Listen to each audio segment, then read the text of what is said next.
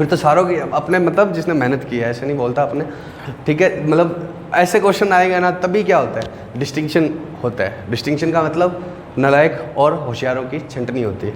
अब क्वेश्चन आ जाए 2 एसेट खरीदी और बेचे और ये सब करा तो क्या होगा, हर कोई कर लेगा, एक एवरेज बच्चा भी कर लेगा, एक बिलो एवरेज भी कर लेगा, एक होशियार भी कर लेगा। लेकिन जब मुश्किल क्वेश्चन आते हैं तब क्या होता है, तब सही छंटनी हो पाती है। अब आसान सा क्वेश्चन है ना तो होशियार नालायक सब भी कर देंगे तो सबके बराबर नंबर आ जाते हैं। और इसीलिए तुम्हारे 12th में सबके कितने होते हैं, 90 92 92 नंबर होते हैं अकाउंट्स में, क्योंकि पेपर क्या आता है, आसान सा, ठीक है। और फाउंडेशन में तो फिर भी आसान सा आता है। IPCC में क्या होता है, छंटनी स्टार्ट हो जाती है। 12th में सबके क्यों आ जाते हैं मार्क्स, क्योंकि पेपर बहुत क्या आ जाता है, इजी सा आता है, बिल्कुल इजी सा। और CA में ऐसा नहीं होगा। CA में 1-2 क्वेश्चन तो फाउंडेशन में मुश्किल आएंगे और IPCC में तो पूरा पूरा पेपर क्या आएगा, दिमाग लगाकर करने वाला। तो वहाँ पर असली में होशियार और नालायक का क्या होता है, अंतर क्रिएट होता है। 12th में तो नहीं होता। और मैं तुम्हें एक बात, मैं देखो मैं किसी ऐसे नहीं कह रहा कि तुम्हारे नंबर अच्छे हैं तो मैं तुम्हें डिस्करेज नहीं कर रहा हूँ, लेकिन 12th में हम बच्चों से नंबर पूछते हैं ना तो वो पहले बताता है अकाउंट्स में तो इतने थे, फिर बताता है ओवरऑल। ऐसा क्यों, उसके अकाउंट्स में ज़्यादा आए हुए होते हैं, उसके अकाउंट्स में क्या आए हुए होते हैं, नंबर ज़्यादा आए होते हैं। अकाउंट्स में 95 थे, 90 थे। और उसका कारण क्या है, वो पढ़ाई सारे साल क्या है, अकाउंट्स। उतना तुमने मैनेजमेंट पढ़ा ही नहीं, या इको या जो भी सब्जेक्ट्स थे वो आपने पढ़े ही नहीं जितने तुमने क्या पढ़े, अकाउंट्स। एक्सेप्शंस को छोड़ दो, इस बार तुम्हें मैनेजमेंट के टाइम बहुत मिल गया था इसलिए तुमने मैनेजमेंट ज़्यादा पढ़ लिया। लेकिन आप खुद बता दो सारे साल सबसे ज़्यादा पढ़ाई किसकी की होती है, अकाउंट्स की। और किताबों में से सवाल आते हैं। अब बिजनेस ना तुमने कुछ और पढ़ लिया। और क्वेश्चन किस में से आता है, आप ट्यूशन ही बता दो किसकी पढ़ते हो, बिजनेस स्टडीज़ की ट्यूशन पढ़ते हो या अकाउंट्स की पढ़ते हो। तो अब 2 घंटे तो वैसे ही एक्स्ट्रा हो गए बाकियों के मुकाबले, 2 घंटे तो वहीं एक्स्ट्रा हो गए तुम्हारे अकाउंट्स के। तो तुमने पढ़ी ज़्यादा क्या होती है, अकाउंट्स। और क्वेश्चन आ जाते हैं इजी से, और वहाँ डिस्क्रिमिनेशन हो ही नहीं पाता किसका, नालायक का भी और होशियार का भी। एक नालायक बच्चा भी 90 के अराउंड लेकर, नालायक नहीं बोलूँगा, एक एवरेज स्टूडेंट भी 90 के अराउंड होता है, और इंटेलिजेंट भी क्या होता है, उसी के आसपास घूम रहा होता है। लेकिन CA में पेपर क्या आता है, मुश्किल आता है, तो वहाँ पर अपना दिमाग लगाकर तुम्हें सोचना पड़ेगा। अब आप बताओ, कोई नई बात तो है नहीं। 2006 वाली एसेट जो बेची है उसका डैप यहाँ कितना है, 2006 वाली एसेट पर जितना डैप लगा हुआ है वही तो हटाना है। ये तो मैं परसों ही बता चुका हूँ, परसों पहली क्लास में, कि जो एसेट बेची है उसका डैप हटाना है। लेकिन बच्चे गलत क्या करते हैं, या तो इधर ही 85 500, क्योंकि वो सिर्फ किस में से हटाते हैं, ओपनिंग वाले में से। अब आपको जब भी बेचना है तो कैसे हटाना है, ओपनिंग में उसका कितना था और इस बार में कितना था। सर 2006 वाला एक बार वापस से बताओ, सुन लो वापस से। 2006 वाली एसेट का ओपनिंग कॉस्ट कितनी थी, 7, और ओपनिंग प्रोविज़न कितना था, 595। ओपनिंग कॉस्ट थी 7 और ओपनिंग प्रोविज़न कितने का था, 595। अब ओपनिंग कॉस्ट में से कितने की एसेट बेची है, क्या 7 की 7 बेच दी, क्या नहीं, कितनी बेची है, 240। अब 7 lakhs पर 595 का डैप है, 7 lakhs पर कितने का डैप है, 595 का, तो 240 पर क्या होगा, ये तो निकाल सकते हो ना आप आराम से। तो 240 पर जब डैप निकाल लिया ना तो कितना आ गया, 2,04,000। और कुछ बच्चे यहाँ सिर्फ कितना लिखकर छोड़ देते हैं, 24, जबकि 24 तो आपने किस पार्ट में से निकाला है, ओपनिंग वाले में से। अभी आपको किस में से और हटाना है, करंट ईयर वाले में से। कितना, करंट ईयर का ये रहा 12,000 16,000। देखो जब इस तरह के क्वेश्चन आते हैं तभी एक मेहनत करने वाले बच्चे की और ना मेहनत करने वाले बच्चे का डिस्क्रिमिनेशन होता है। सिंपल क्वेश्चन आ जाए, एसेट इतने की है, 4 साल बाद बेच दी, तो उतना तो कोई भी कर लेगा ना, ठीक है। और हमारी इच्छा क्या है, ऐसे आए फाउंडेशन में ही, लेकिन फाउंडेशन में इतने मुश्किल नहीं आते हैं। IPCC और फाइनल में क्या करने लग जाते हैं, सुने हो ना, फाइनल में इतनी बार रह गया, उतनी बार रह गया, क्यों रह गया, वहाँ आपके पास कॉपी नहीं है किस तरह के किसी भी चीज़ को छोड़ने का। तो आपको पूरी अभी से क्या आदत डाल दो कि सारी पढ़ाई हमने करनी है। अब बच्चे मेरे से आकर क्या पूछते हैं, सर कंसाइनमेंट में से आता है क्या, पार्टनरशिप में से कितने नंबर का आता है, ये कोई पूछने की बात होती है क्या, हमारे को पूरा आना चाहिए। और CA बनने के बाद आप नंबर के लिए कर रहे हो या आपको पूरा नॉलेज होना चाहिए। ये थोड़ी है कि इस सेक्टर को छोड़ के मैं पास तो हो जाऊँ, बाद में जॉब नहीं मिलेगी फिर फ़ायदा। भाई कंसाइनमेंट का काम तो हो गई, तुम छोड़ के पास हो गए तो कंसाइनमेंट के काम बंद हो गए, करने तो पड़ेंगे ना आगे। तो अब यहाँ तक कोई दिक्कत है बताओ, बोलो। ये 2006 समझ गए, अब बैलेंस किसका आ जाएगा ये। अच्छा 2006 का कोई ऑल्टरनेट तरीका बता सकते हो क्या आप, इस मशीन का जो कौन सी है 240 का, 240 का कब खरीदी थी मैंने, 2006 में। इस 240 का ये 216 निकालने का एक ऑल्टरनेट तरीका सोचते हैं। सर एक तो समझ नहीं आया, ऑल्टरनेट और बात करो। चलो कोई बात नहीं, कोशिश तो करो। 240 वाली कब खरीदी थी हमने? 2006 में। 2006 में उस पर कितना डैप लगा हुआ था? आधा। आधा अलग से जोड़ दूंगा। 7, 8, 9, 10, 11, 12, 13, 14 कितने हो गए? 8। आधा और 8.5, समझ गए? और इस बार भी तो आधा लगा है। 2006 का आधा जोड़ा 8, तो देखो एक बार शुरू से जोड़ लो, एक बार वापस से। 2006 का आधा, ठीक है। उसके अलावा 2006 का आधा लास्ट में जोड़ लूँगा। 7 से लेकर 14 तक कितने होते हैं? 8 साल। तो 8 तो ये हो गए, प्लस क्या हो गया? आधा 2006 का कितने हो गए? 8.5 साल। 8.5 साल, लेकिन आधा अभी और इस बार और लगा दिया ना। 2015 बेचने वाले दिन तक तो आधा और लग गया। जब देखो 2006 का आधा, आगे कितने साल? 14 तक 8 साल। 8.5 साल तो कब तक थे? इस साल के शुरू तक। और इस साल के मिडल में बेची है तो कितना और लग गया? 6 महीने का और, मतलब उस पर कितना डैप लग गया? आधा और 8, 8.5 और आधा 9। तो 9 मतलब 90% उस पर क्या लग गया? डैप। 240 का 90% कितना आएगा? 216। ऐसे भी सोचा जा सकता था। 240 का 90% कितना आएगा? 216। देखो मैं आपकी पढ़ाई मस्तियों के अगेंस्ट नहीं हूँ, आप क्रिकेट खेलो कुछ भी करो, लेकिन इन चीज़ों से कॉम्प्रोमाइज़ नहीं। इनका तो तुम्हें तिनका तिनका पता होना चाहिए, तब आप सच्चे सही हो, ठीक है? यहाँ तक कोई दिक्कत बताओ? पक्का? चलो अब इसमें तो क्या रह जाएगा? बैलेंस आ जाएगा। जो भी आएगा बैलेंसिंग फिगर से आ जाएगा। अब असेट डिस्पोजल में क्या आएगा? 2 असेट्स कितने का? 1, 70, 90 और 240। इन तीनों का टोटल कितना आएगा? 5 लाख। और इधर क्या आ जाएगा? बाय प्रोविज़न फॉर डैप कितना?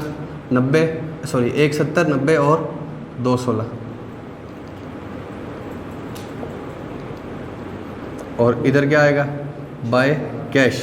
पहले का क्या आएगा? नील।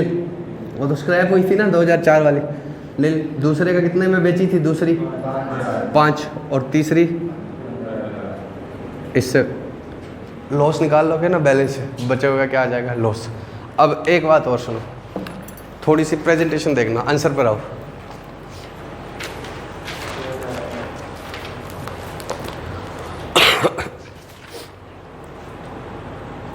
Calculation of provision for dep of plant and machinery for the year ended. ऐसा कुछ लिखा मैंने क्या? इधर लिखा हुआ है, तो ऐसे लिखना है, ठीक है? प्लांट्स परचेज इन वर्किंग बनाई हुई है इस तरह से। अरे बोलो। अब उसके बाद मतलब plant and machinery account for 2015 मैंने सिर्फ क्या लिखा हुआ है? असेट और at cost. To balance BD, cash की जगह इसने क्या लिखा हुआ है? बैंक। अब डिस्पोजल अकाउंट में देखो कैसे लिखा इसने? अलग लिख दिया। स्क्रैप को अलग लिख दिया और सोल्ड को अलग। स्क्रैप को अलग लिखने का मतलब क्या है? जो हमने फेंक ही दी, जिसका कुछ भी नहीं मिला था। और सोल्ड का क्या? अलग लिख दिया। सोल्ड का क्या लिखा हुआ है? अलग लिखा हुआ है। बोलो ना, पक्का? समझ गए? अब अलग लिखना चाहिए या नहीं लिखना चाहिए? देखो मेरी बात को सुनो, जैसा इसने लिखा है ना वैसा ही लिखना है। इंस्टीट्यूट वाले ने जैसा लिखा है वैसा लिखना है। ऐसा क्यों? नंबर उसी के मिलते हैं। अब ऐसा क्यों? नंबर उसी के क्यों मिलते हैं? गलत थोड़ी हमने इकट्ठा कर दिया यार भाई। हमने मान लो तीनों को अलग अलग लिखा है भाई। इसमें इसने क्या किया हुआ है? इसने इसको अलग किया हुआ है और इन दोनों को अलग किया हुआ है। इसने स्क्रैप वाले को अलग किया हुआ है और इन दोनों को। हमने तीनों को अलग कर दिया या तीनों को ज्वाइंट कर दिया तो गलत थोड़ी हो गया। लेकिन मार्क्स इन्हीं के मिलते हैं और इसका कारण सुन लो। देखो तुम, मुझे ऐसा बोलना नहीं चाहिए, लेकिन कॉपियाँ ऐसे प्रोफेशनल तरीके से चेक होती नहीं है। इंस्टीट्यूट में कॉपी कैसे नहीं चेक होती? कॉपी कौन चेक कर सकता है? पहली बात तो ऐसी कोई रिक्वायरमेंट नहीं है कि आपका सीए होना ज़रूरी है। और सीए होना ज़रूरी भी है ना, तो भी प्रोफेशनल तरीके से नहीं हो सकते। क्यों नहीं हो सकते बताओ? आप में से किसी का पापा, चाचा, भाई और तो सीए होगा, पक्का होगा। उनसे आप क्यों नहीं पढ़ रहे ये चीज़? उनको नहीं याद है। मैं टीचिंग प्रोफेशन में, वो जिस काम में लगे हुए हैं वो उनको मुझसे बेहतर आता होगा। मैं ये नहीं कह रहा कि मुझे ज़्यादा आता है, लेकिन मेरे को समझ में आती है ये बात। अब वो क्या हो चुके हैं? भूल चुके हैं। वो जिस काम में है वो उसको उनको ज़्यादा आता होगा, ठीक है? आज मेरे सामने आप मैथ्स की कॉपी ला दो तो मैं कैसे चेक करूँगा? मैं सीए कर रहा हूँ, वो मैथ्स पढ़ा ही है मैंने या नहीं? मुझे चैप्टर तक याद नहीं है सारे। अब एक आंसर को प्रेजेंट करने के 5 तरीके हो सकते हैं। चलो मैथ्स में तो ABCD है अभी तुम्हारे, या कोई और सब्जेक्ट की ला दो तो मैं नहीं चेक कर सकता। अगर मुझे दूसरे सब्जेक्ट आते हैं तो मैं दूसरे टीचर रख कर क्यों पैसे देता हूँ उनको, खुद ही पढ़ा लेता ना, ज़्यादा कमाई होती है मुझे नहीं आते दूसरे सब्जेक्ट, चाहे मैं CA हूँ। मुझे अब कौन सा आता है, सिर्फ ये आता है अकाउंट्स। मुझे दूसरे सब्जेक्ट आते ही नहीं है, भूल ही गया। मैं क्यों इको के लिए दूसरे टीचर को पेमेंट करूँ, मैथ्स के लिए मुझे नहीं आते तभी तो मैं दूसरे टीचर रखता हूँ। अरे बोलो, तो अब मैं उनकी कॉपी कैसे चेक करूँ? मैं CA हूँ, मान लो मुझे रख लिया गया कॉपी चेक करने के लिए, एक टीचर नहीं कर सकता चेक, लेकिन मान लो मुझे रख लिया तो मैं क्या चेक करूँ? मेरे सामने आंसर आएगा, उससे मिलाऊंगा मैं। मुझे याद नहीं है, CA हूँ तो भी मुझे याद नहीं है बाकी सब्जेक्ट्स के। IPCC में कॉस्टिंग, टैक्स 8 सब्जेक्ट होते हैं, तो क्या सारे के सारे मेरे को आते हैं क्या?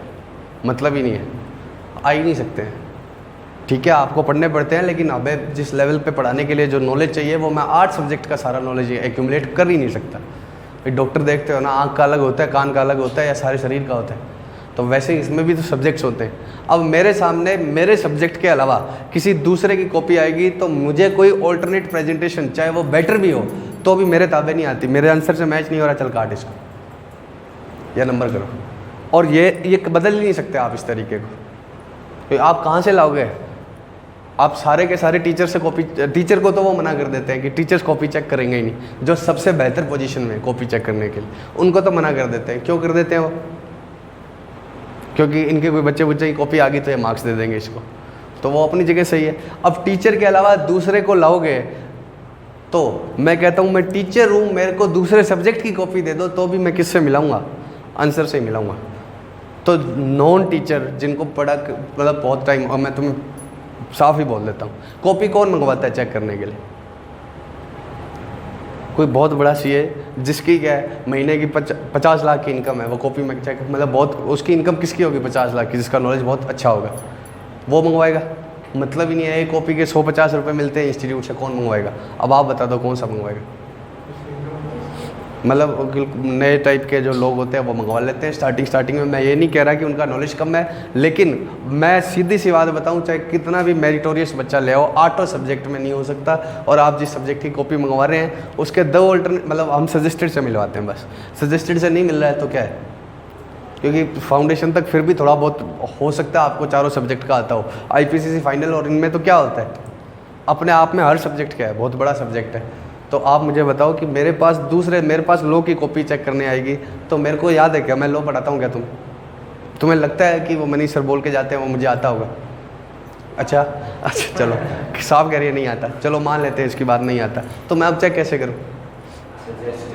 मेरे सामने जो आंसर है वही है, उससे नहीं मैच खा रहा तो काटो इसको। और इतना आपने टेंशन नहीं लेने का क्या कि कोई ऑल्टरनेट आंसर होता होगा, नहीं। तो इसलिए कॉपियाँ ऐसे चेक होती है कि वो मिलाते हैं सजेस्टेड, और सजेस्टेड में ये अलग करा होता है, ये अलग करा होता है। अब कोई समझदार होता है तो दे देता है नंबर, लेकिन कोई नहीं समझदार होता है तो क्या है, उड़ा देता है। तो इसलिए आप तो यही मान के चलें कि क्या है, ना समझदार। और ज़्यादा वही होंगे क्योंकि हर आदमी को थोड़ी ये आता होगा। भाई टीचर्स को आता है, टीचर्स को उन्होंने डिस्क्वालीफाई कर दिया, ये चेक ही नहीं करेंगे। तो प्रेजेंटेशन भी दाएँ बाएँ हो जाए तो मैंने कॉपीज़ मंगवा के देखे हुए हैं बच्चों के मार्क्स कटे हुए, बिल्कुल सही लिखने के बावजूद भी प्रेजेंटेशन इधर उधर हो जाए। देखो मैं आपको ऐसी 50 कॉपी दिखा दूँ जिनमें सही सब कुछ सही लिखा हुआ है, लेकिन प्रेजेंटेशन क्या है, इधर उधर है। ऐसे नहीं कह रहा 0 कर दिए, लेकिन कुछ नंबर काट लिए। और डिट्टो वही कॉलम वैसे छपे हुए हैं डब्बे, तब क्या है, पूरे दे देते हैं। तो कोशिश करना कि प्रेजेंटेशन वही रहे। और सर हमें याद कैसे रहेगा? आपको याद रहेगी प्रेजेंटेशन। आप बार बार करोगे तो आपको ये क्वेश्चन याद नहीं रहेगा कि आप ये स्क्रैप और ये अलग, तो आप करोगे तो आपको याद रहेगी। मेहनत करो दिन रात तो क्यों नहीं याद रहेगी? ठीक है, पक्का। तो प्रेजेंटेशन ICI से अलग जानी चाहिए या नहीं? कोशिश करो नहीं जाए। और ये तो मैं कहता हूँ कि 100% तो एक्यूरेट कर ही नहीं सकते आप, लेकिन जितने क्वेश्चन याद रहे उनकी प्रेजेंटेशन तो कैसे करो उनके जैसे। और इसका कोई तरीका नहीं है, कैसे भी कॉपी चेक करा लो, कैसे कराओगे? तुम CA बुलाओगे, CO को थोड़ी आते हैं सारे सब्जेक्ट। मेरे सामने लॉ की भी ला दोगे तो क्या करोगे? मैं तो उससे मिलाऊंगा, पक्का। तो इसका कोई प्रैक्टिकल सोल्यूशन है नहीं, तो ये ऐसे ही चलेगा। तो आप प्रेजेंटेशन कैसे लेकर चलना इनके जैसे? इसका एक ही सोल्यूशन होता है, वो क्या होना? MCQs होना, ABCD। प्रेजेंटेशन बात ही खत्म। जितने बड़े पेपर हैं डॉक्टर तक बन जाते हैं ABCD भर के, लेकिन CA नहीं बनते। CA में क्या होता है? Subjective question. मैथ्स में ये दिक्कत नहीं है कि वो प्रेजेंटेशन का इशू ही नहीं है, ठीक है, लेकिन अकाउंट्स में तो है ना। तो ये ऐसे, ठीक है। बड़े बड़े पेपर्स आजकल कैसे लिए जा रहे हैं? विदेशों में भी सीए कैसे बनाते हैं, एमसीक्यूज क्वेश्चन से, ताकि क्या हो, सब्जेक्टिविटी खत्म हो जाए, कि ये झंझट ही खत्म हो जाए, सीधा एमसीक्यूज हो उसके हिसाब से। लेकिन हमारे पास ऐसा है नहीं, तो हमें तो ऐसे ही करना पड़ेगा। तो प्रेजेंट ऐसे ही करना, ठीक, चलो।